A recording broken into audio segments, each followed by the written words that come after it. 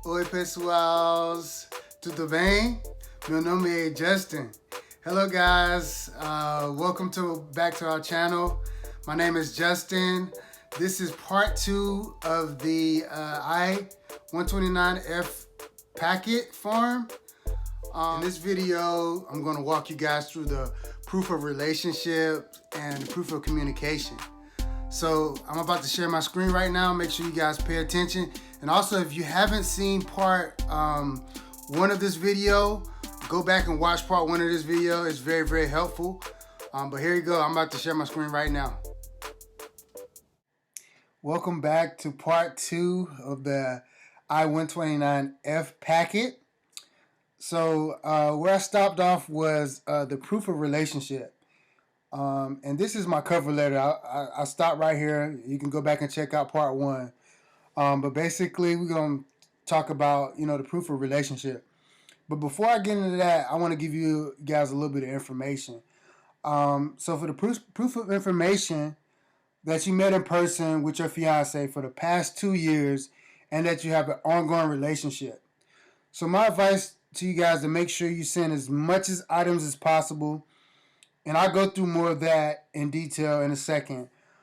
Because you don't want to receive a RFE, which is a request for evidence. You do not want to receive that once you send your packet off.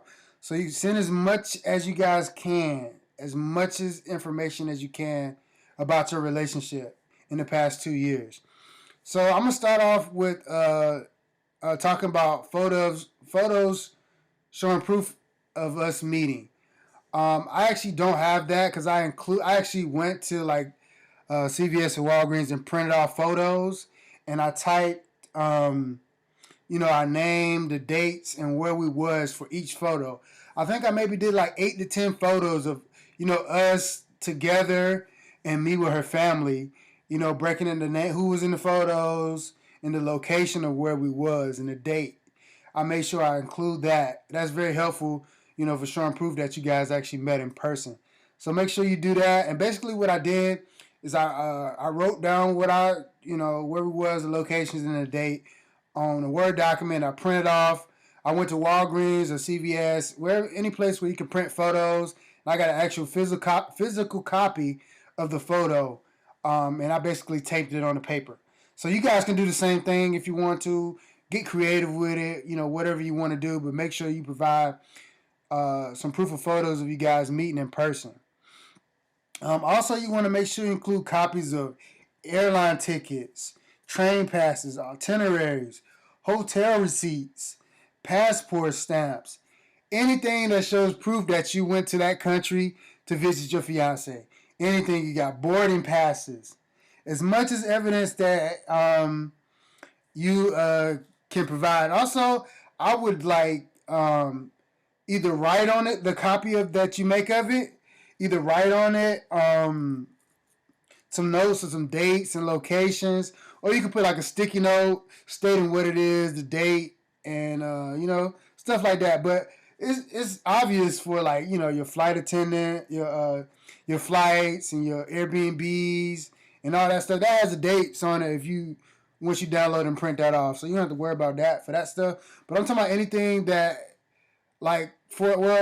anything that has that you may need to include that information just to make it clear. Because the thing I want to make clear to you guys, you want to make sure you keep it simple and clear as possible. Spell everything out, for the officers to make it simple and easy so you can get approved for your for the visa. So now I'm gonna go into the proof of communication, which is another important thing I'm gonna talk about. So basically, I put together a document of ongoing communication. This is a Facebook post of me and my fiance. I actually, posted, when we was in a relationship. It has the date. It has photos of us together in it. And I did some old posts from Facebook. I got a picture of our Facebook of my my boarding pass when I went. This is another picture of my fiance Sada that I added from Facebook. And this is New Year's with her family and me and her. We was actually on the beach, had an amazing time. I loved it. Enjoyed being on the beach for New Year's in 2018. Well, 2019. That was great. But I also included WhatsApp messages. Anytime, if you use WhatsApp or any communication app you use to communicate, I just started from the date from when we started talking all the way up until before I sent the visa. I added all those in here as well. I'm not gonna go through everything, and then I also added the WhatsApp call log. So basically, you can see the date. When I call her and when she called me. Starting way back when in 2008. That's the far as I could go back. It's 2008. Go as far as you can go back. Don't worry about if you can't go back all the way, to whenever y'all met. If it's a date that you can't pull up on your app, don't worry about it. But I went all the way down until I submitted the form. So this would be very, very helpful. Just make sure you do this because this is providing extra, like giving them extra stuff. Like, oh, yeah, this relationship is real. So you just want to make sure you provide that stuff for them. So let me go back to my cover letter. All right, so yeah, I went to my messages. Also, I included you can include love letter. I actually have a letter that I sent my fiance with the postage, so I took a copy of that and added to it of the post of the envelope because it had the date and where I sent it to and stuff like that on it as well.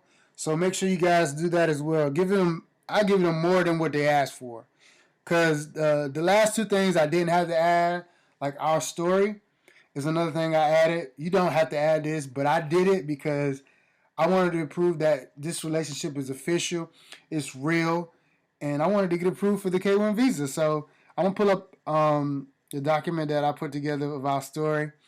Actually, my fiance actually put this together, but basically I put my name, my address, and the USCIS address on here, and talk about our story. I'm not gonna read it out to you guys, but I'm gonna pause here and let you guys read it over. My fiance basically wrote this letter and just talking about basically our story, how we started, and some things we did, and our love for each other. So I just wanted to make sure I spell that out and make it authentic. So the USCIS officer, the USCIS officer can see that our relationship is very authentic. It's very real. So I just wanted to pause here and let you guys read it. You can go back and pause this video and read over it. But I'm going to spend a few more seconds here so you guys can get a good look at it. Also, make sure you put thank you and sign it and date it as well. But just go back and look at this and pause the video. All right, now I'm going to talk about our thank you letter. It's another thing I did. You don't have to do like I said. But I did it anyway because I want to provide more than what they asked for. So I'm going to pull up our thank you letter. So basically, again, my name, my date, same thing as the other one. Thank you letter. And I'm going to pause it. I'm not going to read this out. But just wanted to thank them for taking the time to read our packet. Because think about it, guys. Imagine how many I-29 packets that they get for fiancé visa, every year. Thousands of them. So I just wanted to take the time out and thank you guys for taking the time to read ours, and just being grateful and thankful in that type of energy. So you don't have to do this like I said, but I would highly recommend to do it. You want to stand out and you want to do more. More is always better. So yeah, that's pretty much the I-129F packet. You can add this part right here as well. These documents are photocopies, blah, blah, blah. And make sure you sign and date this as well. I'm going to pause here too so you guys can see that. But you want to give as much as proof as you can give. Like I said, as much as proof you can give. Make sure you attach that the G1145 that I mentioned in part 1, the e-notification application. Make sure you attach that because you get an email, like I said, and a text message once your application has been received and approved. So next I'm going to talk about I got everything done. So where do I mail um, my I-129F form? So I'm gonna talk about that. Um, so here, so you go to the USCIS.gov website under the I-129F, and if you go under where to file, it actually tells you where to file it to. So if you're doing the U.S. Postal Service, you would do it to Dallas, Texas. If you're doing FedEx, UPS, or HDL deliveries, you would send it to Louisville, Texas. They got all the details on here on how to do everything. You guys can go and check that out. But I just wanted to make sure I talk about everything in this video. Like I said, guys, on the last video, if you got any questions about anything, leave a comment down below. Let me know your questions. I'll respond back to you as quickly as I can. So I just wanted to conclude this video. Thank you guys for tuning in. I really appreciate it. And please, guys, subscribe to our channel. Saudi Justin, you'll see our face pop up on this at the end of this video that's popping up right now. So you would click that and subscribe. Please subscribe. I'll keep doing more and more videos on these topics as I go through the process. Like right now, me and my fiance is on the green card process. She's actually coming in April, so I'm excited about that. We'll do more videos about her experience. We're gonna talk about the interview. I'm just so excited to do this. Helping you guys understand, doing this process without a lawyer. And I just want to share my experience, basically. So enough of that. Thank you so much for tuning in this video. I really appreciate you guys. Make sure you leave me a comment. Make sure you like this video. Have a good day. Ciao. See you in the next video.